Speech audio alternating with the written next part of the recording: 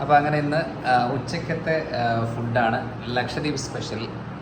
ഇത് തേങ്ങാച്ചോറ് എന്നാണ്. തേങ്ങാച്ചോറ് എന്ന് പറയുന്നത് തേങ്ങാപ്പാലിട്ട് ചെയ്യുന്നതല്ലേ? തേങ്ങാപ്പാലിട്ട് പറ്റിച്ചെടുക്കുന്നതാണ് തേങ്ങാച്ചോറ്.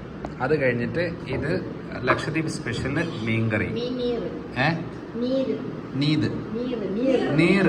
ഓക്കെ, നീര് മുളകിട്ടത്.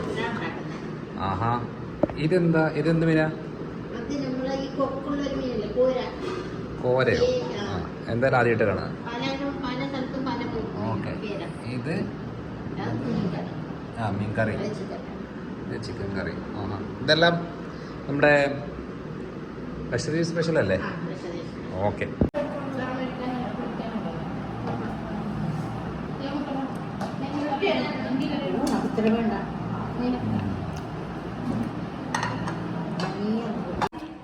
ശരിക്കും പറഞ്ഞാൽ ലക്ഷദ്വീപിൻ്റെ മീൻകറിക്ക് എന്തോ ഒരു പ്രത്യേകതയുണ്ട്.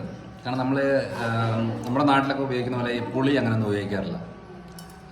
ശരിക്കും ഈ മീൻ നമ്മുടെ ഈ ചുമന്ന മുളകിട്ട മീനിൻ്റെ പ്രത്യേകത എന്താ? ഇതിന്റെ പ്രത്യേകത എന്ന് പറഞ്ഞാൽ ഇത് നമ്മൾ പുളി ചേർക്കുന്നില്ല. പിന്നെ കേരളത്തിലെ മീൻകറി പോലെ സവോള, ഇഞ്ചി, വെളുത്തുള്ളി അതൊന്നും ചേർക്കില്ല. ഒന്നുമില്ല. ഇത് വെറും മീനും സുർക്കാണ്.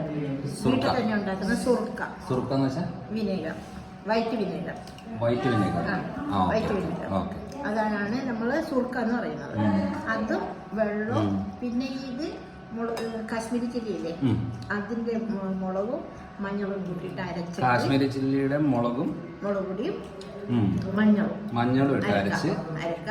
പിന്നെ സുർക്കയും ഉപ്പും ഇട്ടിട്ട് വെള്ളം ചേർത്തിട്ട് നമ്മുടെ ഒരു പരുവത്തിന് ഉണ്ടാക്കിയെടുക്കുന്നതാണ്.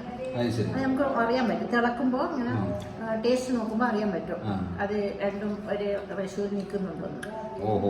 ഇവിടെ ലക്ഷദ്വീപ് എല്ലാവരും ഇങ്ങനെയാണ് ചെയ്യുന്നത്. അത് ശരി. അപ്പൊ ഈ നാട്ടിലെ ട്രഡീഷണൽ തേങ്ങാച്ചോറും മീനീറും എന്ന് പറഞ്ഞാൽ ലക്ഷദ്വീപിന്റെ ട്രഡീഷണൽ ഫുഡാണ്. തേങ്ങാച്ചോറ് അതായത് തേങ്ങാപ്പാലിട്ട് വറ്റിച്ചെടുക്കുന്ന ചോറ്. അതും പുഴുങ്ങലരിയാണ്. പുഴുങ്ങലരിയിൽ തേങ്ങ പാലിട്ടിട്ട് വറ്റിച്ചെടുക്കുന്നതാണ്, ഉപ്പ് ഇട്ടിട്ട്. എന്തായാലും സംഭവം ടേസ്റ്റ് ചെയ്യണം, അടിപൊളിയാണ്.